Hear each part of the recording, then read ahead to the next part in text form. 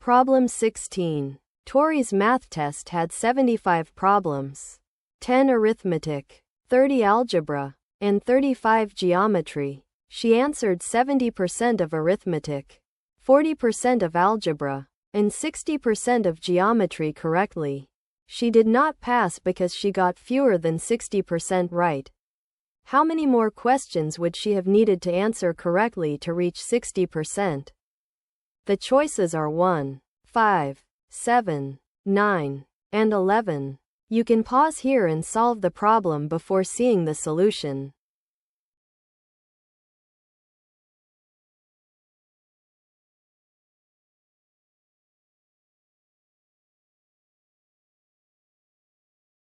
Count her correct answers.